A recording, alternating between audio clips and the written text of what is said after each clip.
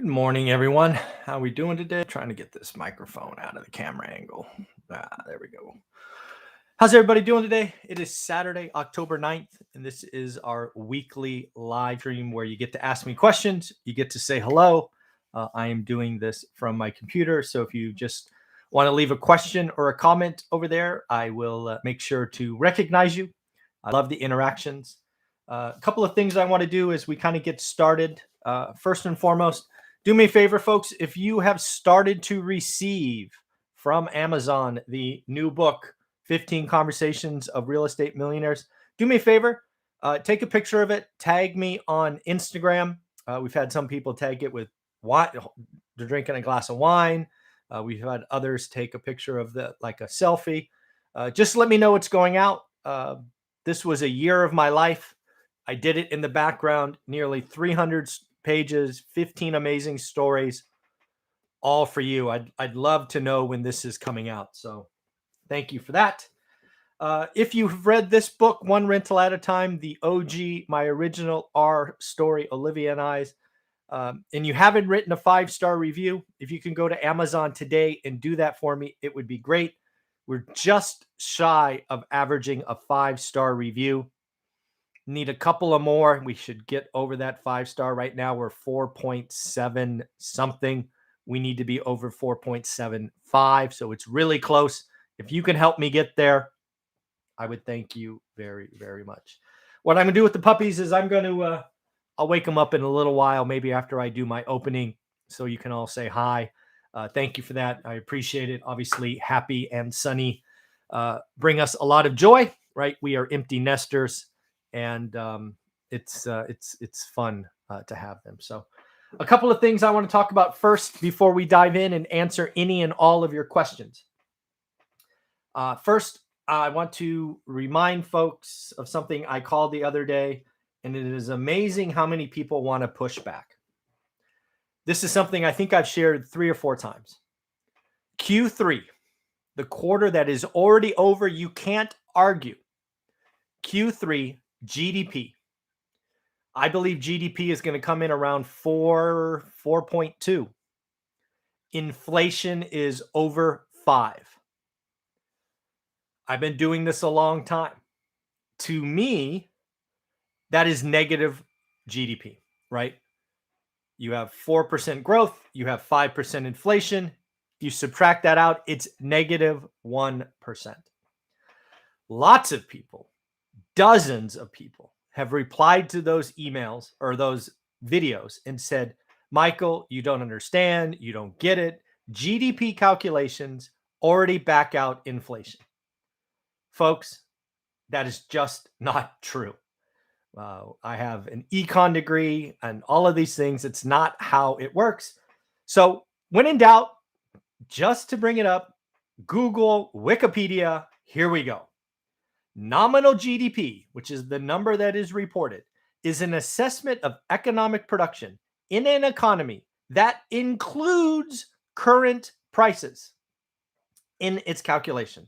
In other words, it doesn't strip out inflation or the pace of rising prices, which can inflate growth.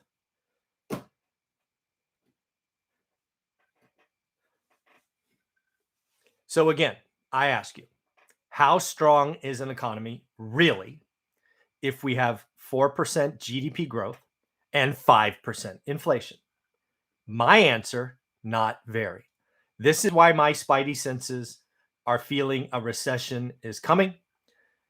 Perhaps a recession has started. In order to be called a recession, we have to have 2 negative quarters of GDP growth. It is hard to have negative GDP growth when inflation is over 5%, because prices are going up. Prices are going up and the economic activity could fall and you still have a positive GDP growth. This is why looking at the data for 30 years, understanding the consumer in prices and interest rates, it's why I do what I do. It's why I've been doing it and making my personal family investment decisions. So again, GDP does not back out inflation. I think it is. It is. Again, I think the Fed is making the mistakes of the 1960s. I believe they are letting inflation run. They are going to be behind the curve, and they will likely have to raise rates at the worst time, right into the teeth of a recession. This is. I don't have very many happy thoughts about the economy in the next couple of years or next 18 months. However, you got to play with the cards that you have been dealt. And right now, we have been given ridiculously low rates that you can lock in for 30 years. We have a housing supply problem, and rents are going up. So the people that will benefit are the same people in the 1970s and 1971. It's the people that bought a house, locked in their money, and just let it run. So that is what I am doing. So that's the first thing. Second, I know there's a talk about a recession in the spring of 2022. I kind of, yeah, that's what I think that really could become official. It really when it would be announced. I think that is something I've been talking about for several weeks now.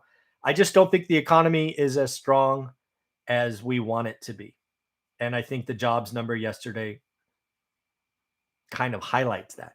Even though the unemployment rate fell, yeah, it fell from 5.1 to 4.8.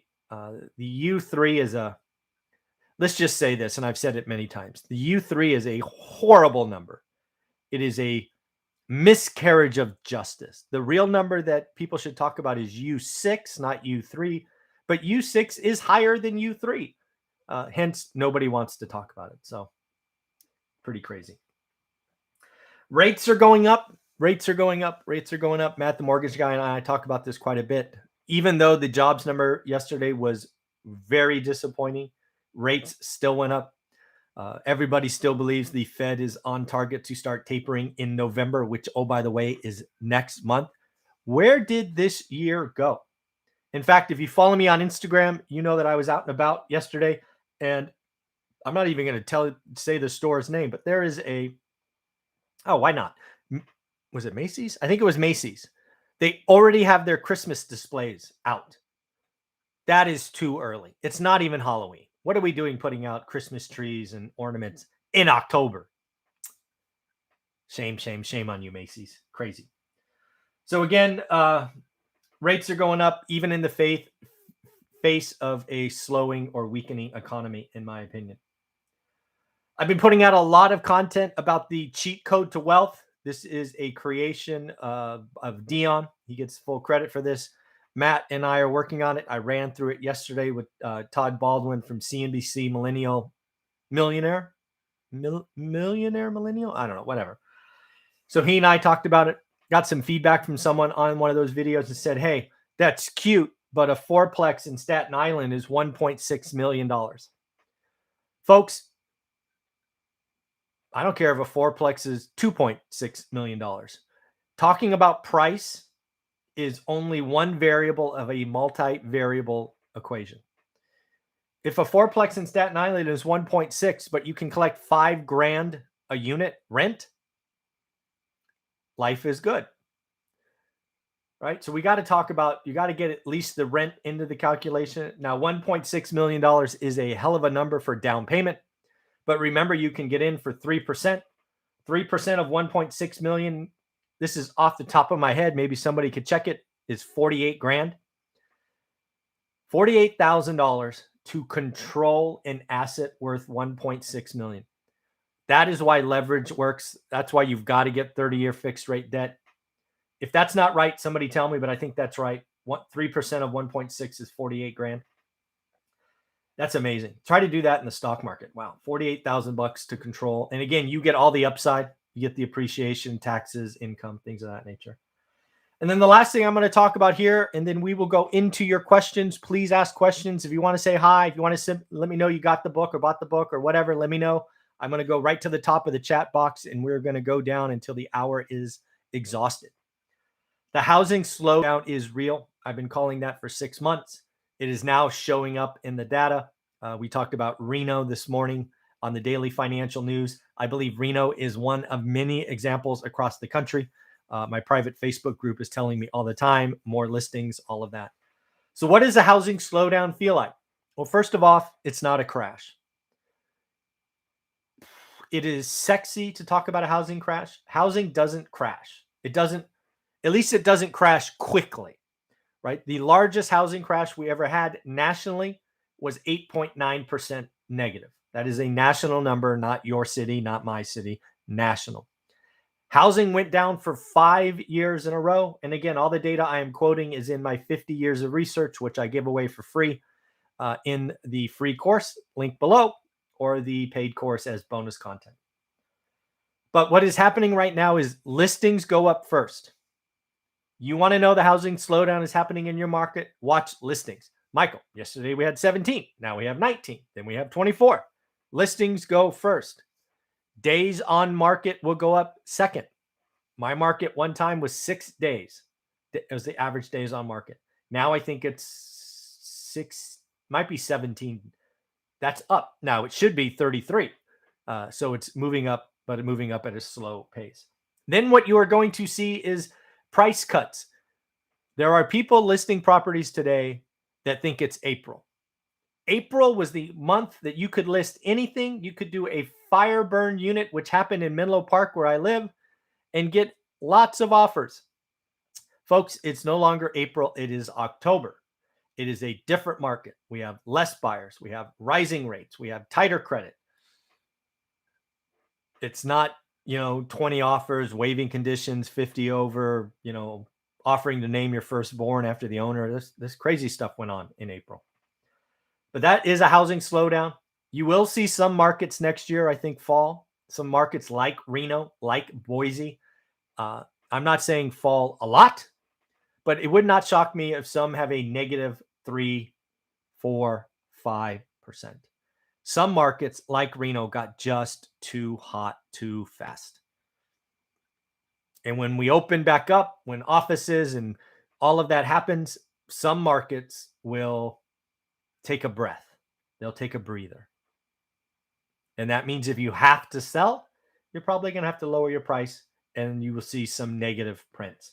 I do not envision that nationally, but there will be some tertiary or bubble-like markets where a negative number would not shock me. All righty, folks, that's what I think I have for my talk track. Let's go back to the top and see what kind of questions y'all have. Good morning, Nathan. How are you? Good morning, Tamika. Good morning, Jeffrey. Yes, I will get the dogs in a minute. Happy and sunny. Good morning, Aaron. How are you? Oh, look at that. Dion's here. Hi, Dion. Nathan, just got the book. Cool. Awesome. Reading now and will selfie and 5-star review. Thank you, Nathan. I appreciate it.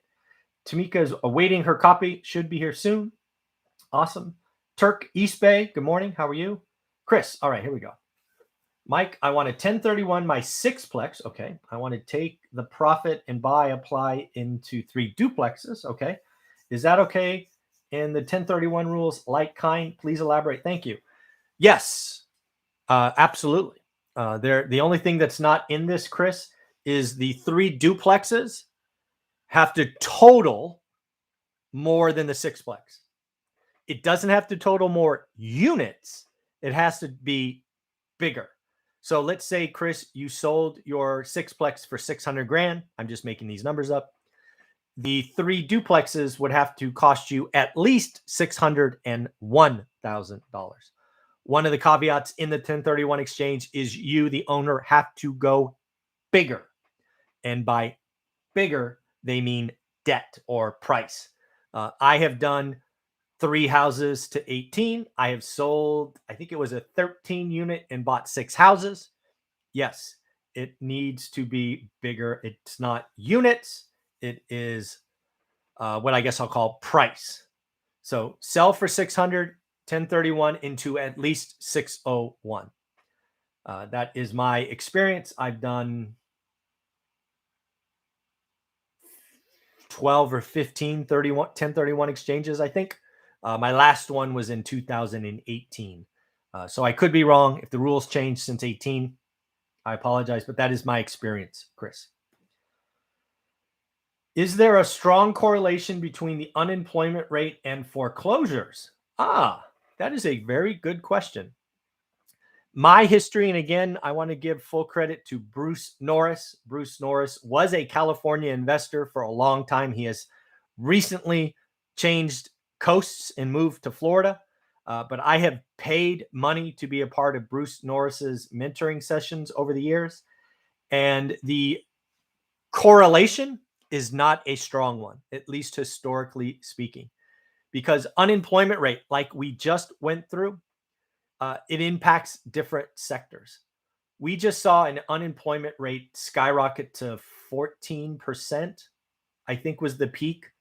And that's U3. That's not U6. That's U3, 14%.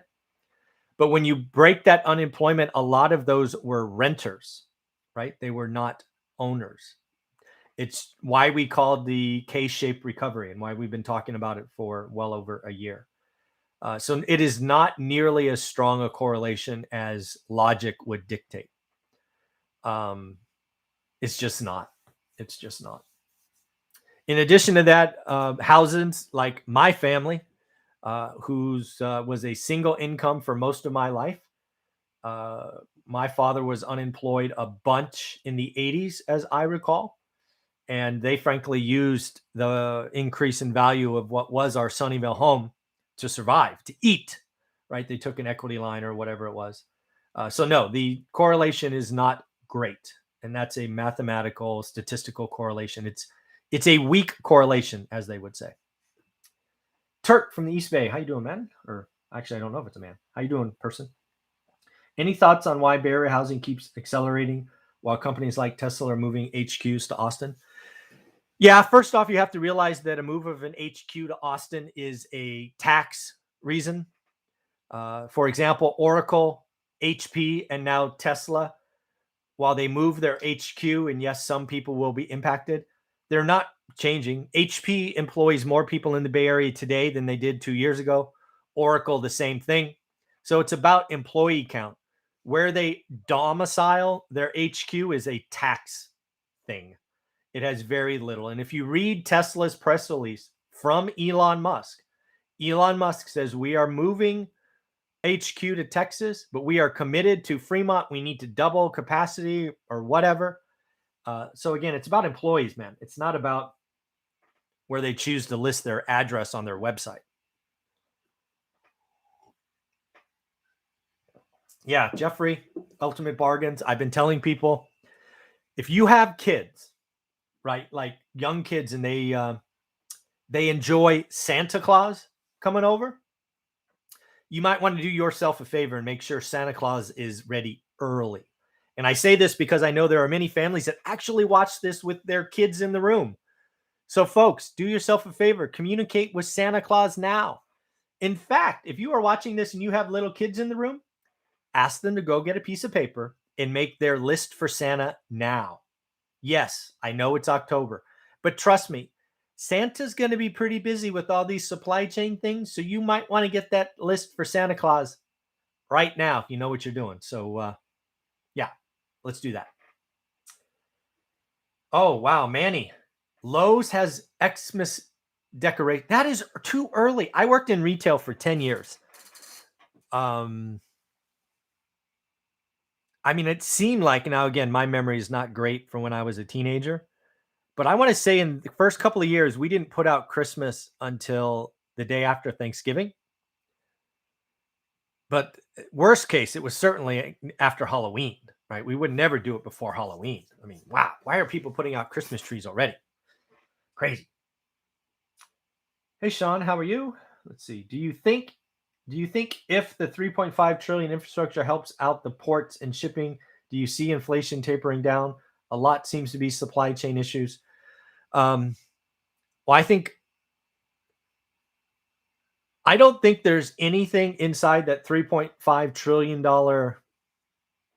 buffet of spending that impacts anything in the next 12 months. I think the ports have to get unlocked. That's probably with more people, right? More, do they call them dock workers? I don't want to be, I think that's what they're called. We just have a lot less people working now than 18 months ago or 20 months ago. Just raw count. I think I saw somewhere like 7 million less people less people working, which might be okay. Maybe they're entrepreneurs. Maybe they won the lottery. I mean, there's lots of reasons why people may choose not to work. They could have savings. I think we just got to get more people working. I don't see anything in the 3.5 trillion, anything that impacts anything for 12 to 18 months. It's just, that's not how it works. You don't just pour money on something and magically stuff gets better. I mean, just think about ports, right? If you were going to make ports better, you would have to monetize, or you have to create a deep water port, or you'd have to do this, or you'd have to do that. All of that takes time. And no, folks, I believe inflation is going to repeat the 1940s and 1970s. Everybody wants inflation to be transitory. Everybody wants inflation to be a 6-month, 9-month, 12-month problem. It's not going to be. Go look up the definition of price elasticity and price inelasticity. Right now, you have CEOs willingly raising prices because they are not seeing a drop off in demand. And that means something is inelastic. If it is elastic, you have switching costs and all these other things. It's not happening. And I can promise you, CEOs are greedy. They're going to raise prices now. And when they get a little more streamlined, they won't be reducing costs. They will take the extra margin. What do you think? How do you think their PEs are going to get better?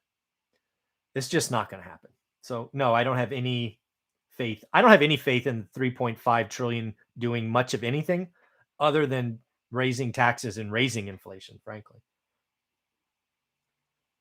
Whoops, Aaron. What did Aaron have to say? And thank you for all these questions, folks. It makes this time go by a lot faster. I have a lot of fun. So thank you for doing that. What are the most important things to know about a 1031 exchange? Ooh, time. There are some very hard and fast rules. Look them up. I'm going to say what I remember, and I'm saying this knowing I could be 100% wrong. So don't take this, but it will give you an example. As I recall, there are 2 dates that are important. Once you sell, we'll use the sixplex from an earlier question, right? The sixplex goes in escrow, that closes. The proceeds from that will reside in an intermediary. What the day of that, I think you have 30 days. It might be 45, so look it up. I think you have 30 days to identify properties. You can identify as many as you want. And then I think you have 6 months to close. Look them up. This is just from my memory. My memory sucks from 3 years ago. I think that's what we did in 2018. So yeah. And then on the upside, you get to give the middle finger to the IRS. And what do I mean by that? It means any gains, any tax advantages you have in selling that sixplex in this example, you bought it for $1, you sell it for $1 million. You take all of that and you roll it into the next properties. In that case, I think it was 3 duplexes, assuming they're bigger. You may have to buy 4. I don't know. But that's the deal. Those are the most important things, for my opinion. What do you think about the Vegas housing market? So I should get Brian Lebo back on the channel. Brian Lebo has probably been on my channel 12, 13, 14 times.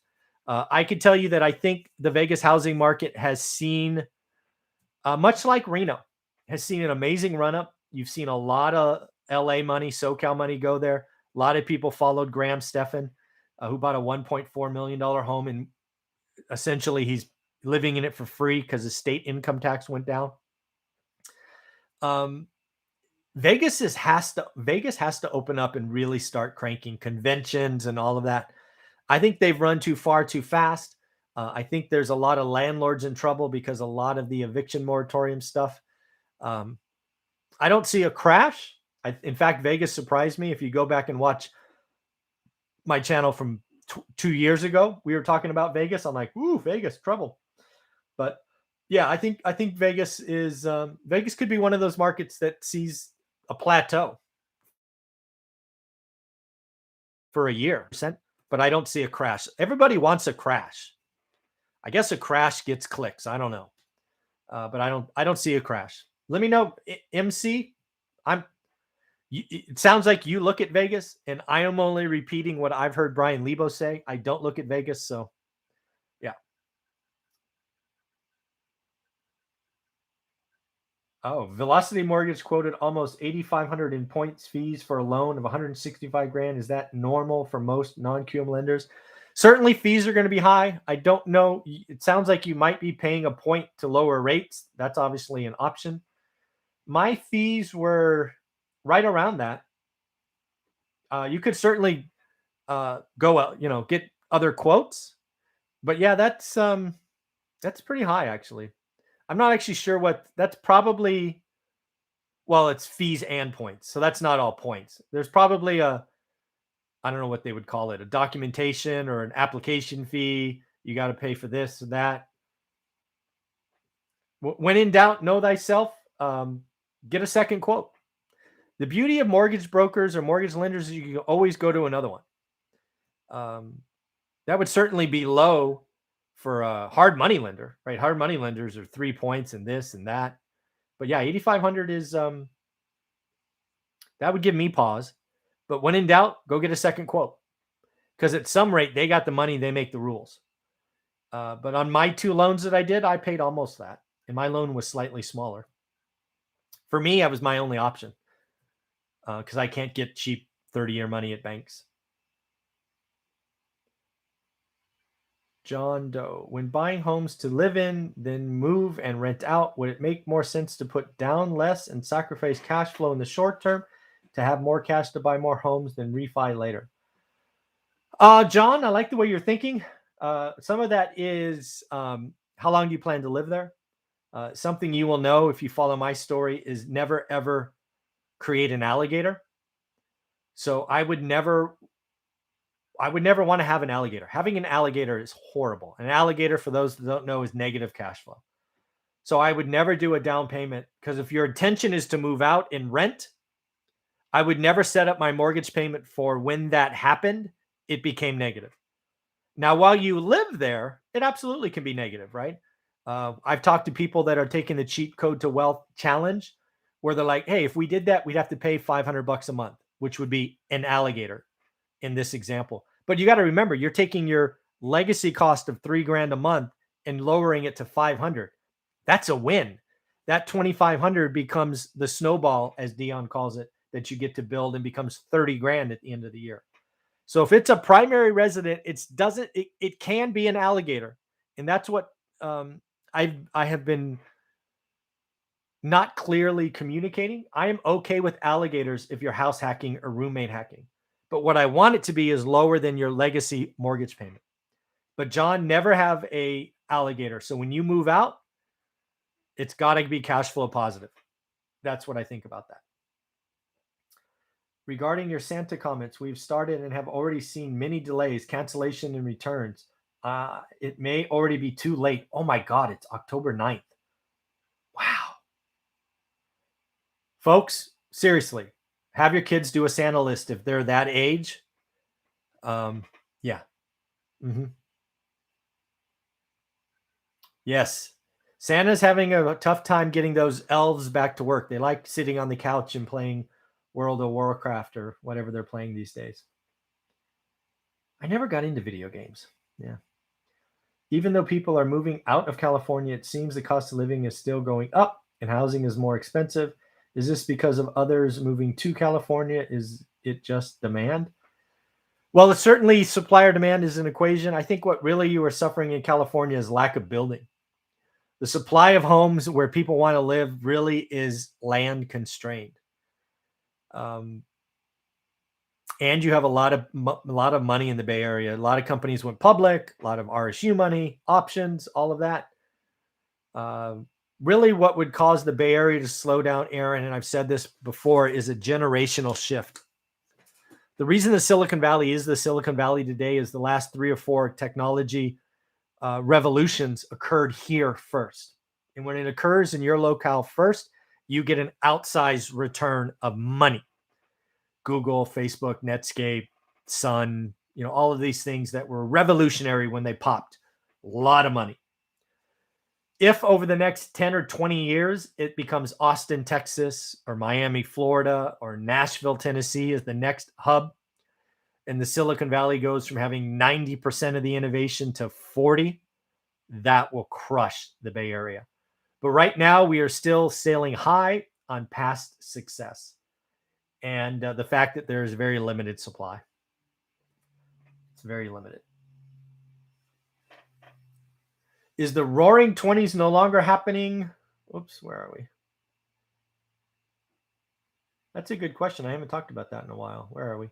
Is the roaring 20s no longer happening? If so, why? Because of inflation. So it depends what you mean about the roaring 20s, right? Which were 1920s, which I actually called the 2020s could repeat. If you are not impacted by a recession or job loss or whatever, you're going to have a pretty good decade because your income's going to go up, your assets will go up, but it's a lot of that's going to be fake. It'll be inflation generated. The Roaring Twenties certainly could be a thing if China puts up these big walls and they kick Nike out and they kick Tesla out, and I'm only naming companies that I know manufacture there. If China gets really isolary, or is that a word? No, it's not a word. Basically, it's China for China only. We could see a lot of manufacturing come home, and that could really lead to a couple of really great years and perhaps a great decade. So a lot of it's going to be about what happens to manufacturing. Where do we bring jobs? It's jobs, it's wages, it's all of that. And know thyself first. Again, man, go back and look at that 70 spreadsheet. This is 100% wage driven, in my opinion. Wages go up, people spend. It's just American consumers. It's the rat race on steroids. Wages go up, people spend.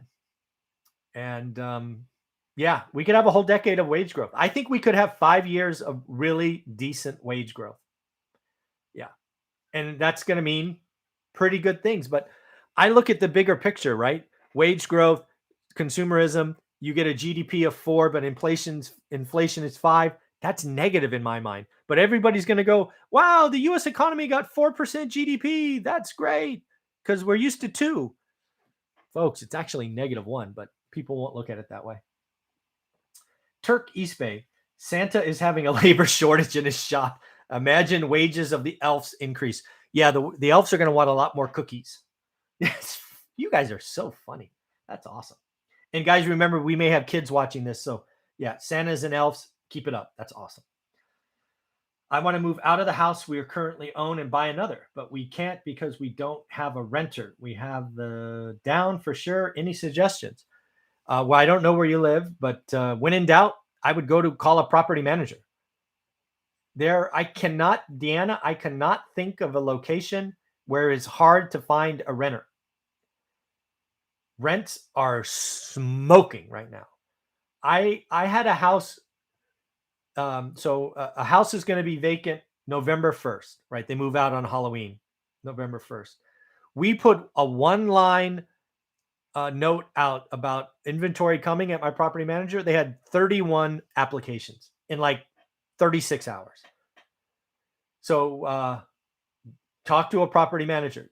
You will not have a problem finding a renter. But Deanna, please have a tight qualification, income, credit, all of those things. Talk to a property manager. That is not a problem. Finding a renter today, it's probably never been easier to find a renter for a house. Unless the house is in some location. I can't think of one, but maybe there's an exception. Sean, do you think they will keep extending the student loan forbearance? I think once the loans start back up, they will cancel out a lot of any wage growth.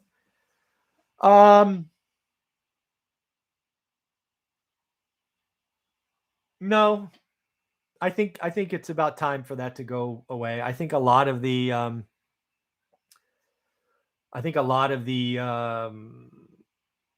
extraordinary means that were implemented need to go away, right? If we're going to get back to a regular economy, that I think that would be one of the last things to go.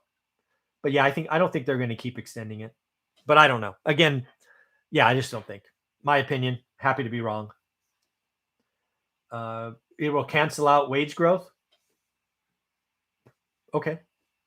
Don't know. Haven't thought about it. Jeremy, buying a triplex. Steven is helping. Cool. Yeah, he helped me, or I guess his company helped me. He's like the mouthpiece. His I think they're called processors. She was really good. Vegas market's still hot. Too many are still moving and not enough inventory. Yeah, wow, that's crazy. Vegas, hot. Vegas has had like 14 months or 22 months in a row of like rising prices. It's crazy. John, hey Mike, I just wanted to thank you. Finally closed my first property a month ago. Moved from the Bay Area to Vegas earlier this year. Allowed me to get in the game. Yay!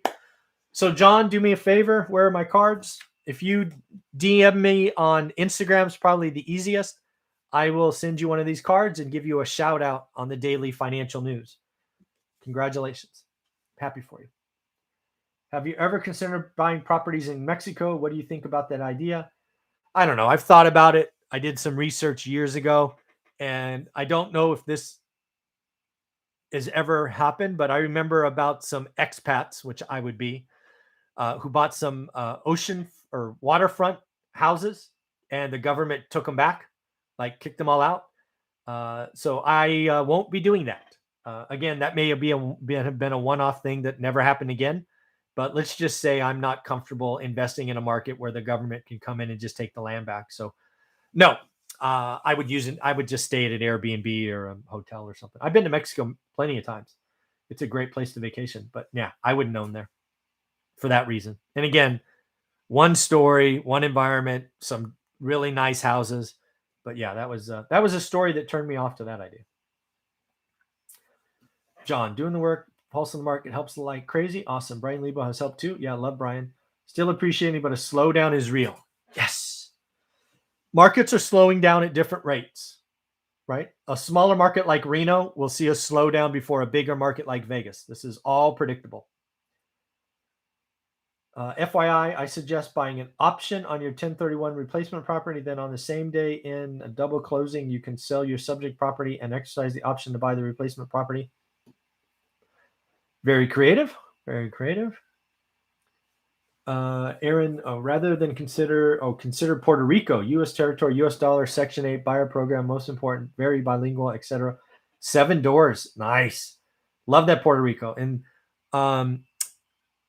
there's a guy I'm trying to connect with. I think his channel is called Flip Mastery. He just sold his house to Pace Morby and he's moved to Puerto Rico. There's like some tax benefits to live in Puerto Rico. I need to look that stuff up.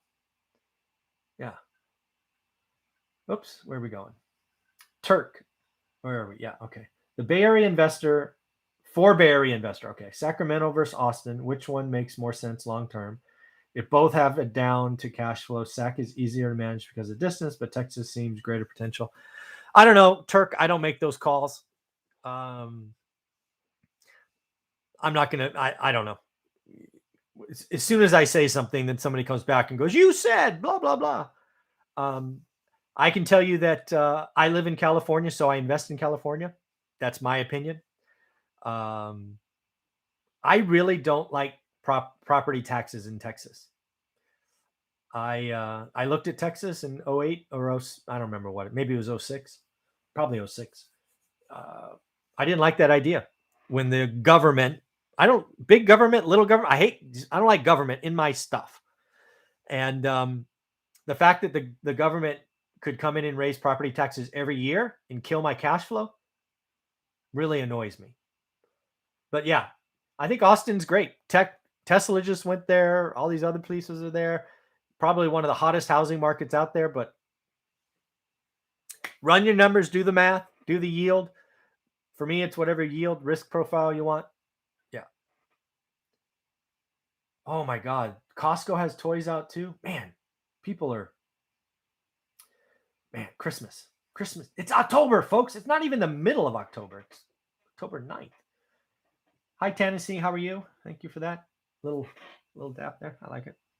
How do you discuss lease termination with a tenant if you don't want to renew their lease, looking to remodel and bring current rent to market? I just tell them. I give them a notice. I think there's I don't know what your lease says, but I think all of my leases have I think it's a 30 or a 60-day clause where either party can give notice. It's a business. So I just give them a notice and tell them it's part of the business. Yep. I was watching Jason Hartman the other day, and he said we are like the 1940s. What do you feel the difference is between the 40s, 70s, and 2020s? Yeah, that's interesting. I've looked at the 40s a lot. The reason I don't think so first off, it could absolutely be the 40s. The difference between the 40s and 70s to me is in the 40s, the United States made stuff. Manufacturing was a significant part of our economy. That's the biggest difference between the 40s and 70s. In the 70s, we'd already started transitioning to more and more of a service-based economy. I personally don't see us making enough stuff to be like the 40s. I just don't. I would believe if I want to be wrong on that. I would love the United States to become a manufacturing hub again. That would strengthen the middle class. It would raise everybody up. If we made stuff again, that would be awesome for our country and our economy, but inflation would go up. Don't tease yourself. But I just don't see it. I've looked at the 40s and the 70s a lot, and that's why I'm comfortable on the 70s, because one of the big differences is in the 40s we made stuff. But I've interviewed Jason Hartman. I think he's really smart. He definitely has a point of view. But yeah, I like Jason. I think he's a good guy. I think his heart's in the right place. Also, what was the reason for high inflation in the 70s gold standard? Certainly some of it was getting off the gold standard, but a lot of it was just so there were lots of things. The government instituted price controls. And again, just like governments do, they were only supposed to be for 90 days and they lasted 3.5 years. Think eviction moratorium, think foreclosure moratorium, think student loan this and student loan that. That's the government coming in and being helpful. And only for a little while. Never anything little with the government. A lot of it was gas, right? Oil shot up a lot, which had ripple effects going up. Wages took off. Again, folks, that 50-year spreadsheet, I give it to you. Wages went up 86% in a decade. That's a lot. Wages went up 86%. Yeah. So a lot of it was wage driven. What are the major things you look for when shopping for a good property manager? Oh, I want the principal, meaning the owner, to own rentals. And I'm not talking like one or two. I want the principal to own dozens of rentals. I do not want to invest with a property manager whose principal does not own rentals. That's the biggest one for me. And I didn't know that until 4 or 5 years later. Why do you prefer multifamily over single family? Pros and cons of each? I never said I like multifamily over single family. I like multifamily from 2006 to 2015. I like single family from 02 to 06, and then single family from 19 to today. I want what's the highest return. I want fixed rate debt. I don't want interest rate risk. I think multifamily is overvalued today, in my opinion. I think cap rates are too low. So no, I don't know. I've never said I like multifamily over single family. I'm in fact one of the very few channels that will admit to liking single family better than multi today. It's because of the debt structure. So yeah. Oh yeah, Jerry Norton. That's it. Yeah, Jerry Norton. 4% tax rate in Puerto Rico. Wow, that's crazy. Foreigners in Mexico buy waterfront property in Mexico. Corporation co-op, same owners, user rights co-op, land entitled Mexico. Oh, okay. There's ways around it, I guess. I've never looked those up. How do you qualify a property management company? Typically, what I would do, so I used to be in sales, for those that don't know, sales management, first, second line. And first thing you realize is all salespeople interview great. I've never met a seasoned sales rep who wasn't awesome in an interview. They're essentially selling themselves. So guess what? Property managers know how to sell you. So yes, I interview property managers. Yes, I ask them questions, but it's really a useless exercise. I want references and referrals from other owners. Go network with other landlords in your market and ask them who they use, who they recommend, and who they don't recommend. Network, network, network. Oh, look at that. Cool. Thanks. Mike bought a sixplex for $500K, worth $750 at the market 6 cap rate. If you were in my position, would you sell and go buy 30-year fixed income properties with the profit?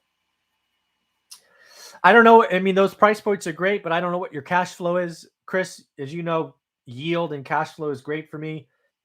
Price points are actually, they're not even interesting to me.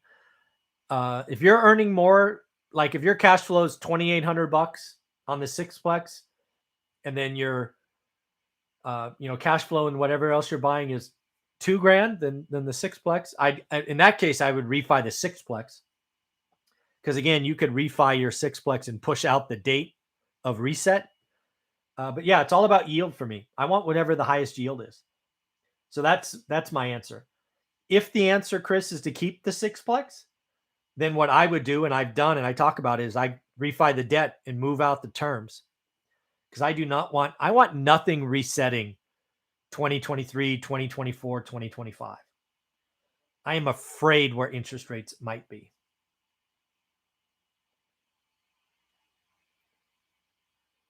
What are your thoughts on solar on your investment properties with goal of charging market rate to tenants, but might spread based on cost supplier? Bromley, I will never do that in any of my rentals. I do not want to add things that could break. In addition to that, my tenants pay for power. So no, I am not adding solar to any of them. However, I don't invest in Vegas. I think in Vegas, solar probably makes sense, but do the numbers. There are some markets that are like Phoenix, maybe solar makes sense. I don't know. But I'm not putting solar on any of my properties. That's for sure. I don't want any extra stuff that will break that becomes my problem. Overspending in Vietnam War and led to just going off the gold standard. We didn't have enough gold for what was said. Yeah. Gold standard stuff. Yeah.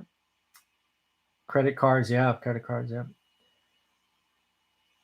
If so, what are your thoughts on the market? So no, I don't research other markets that I don't invest in. I don't invest in other markets. I've done some videos on Boise.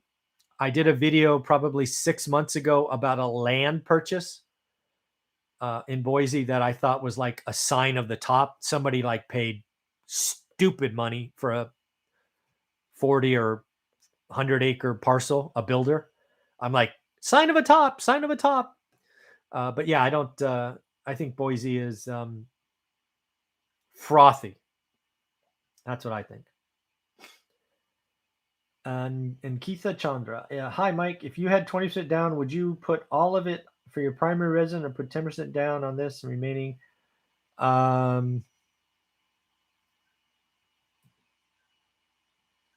don't know. I mean, it depends where you are in your life cycle, right? If you're just beginning, I would probably do 10% down. But if you're later in life, then 20%, right? If you're, I don't know, if you're under 40, I think I would do 10. If you're over 40, I might do 20.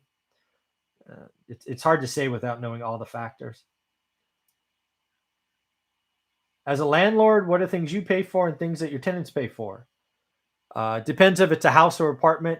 Generally speaking, if it's a house, which is what most people are talking about, I'm only responsible for property management, property taxes, and insurance.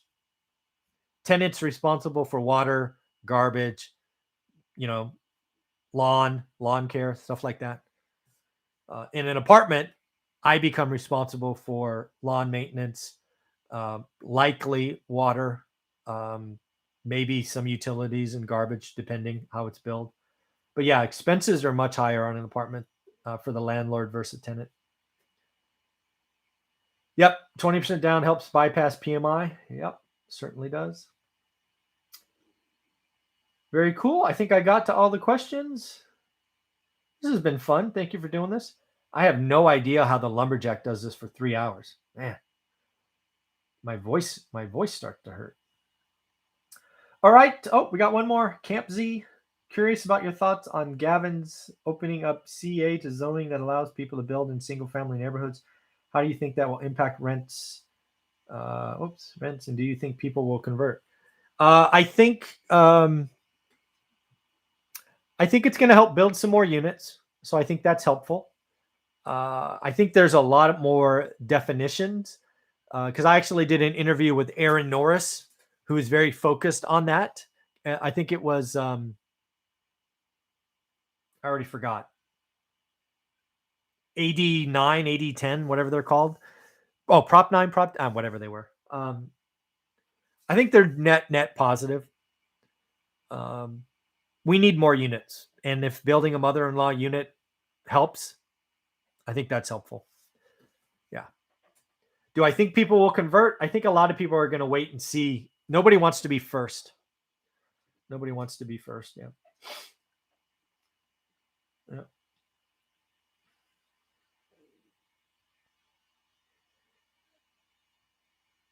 It is 20 or 25% down, Kaysmer, for investments, but I think that was an owner occ question above. You could do as little as 3.5, I think.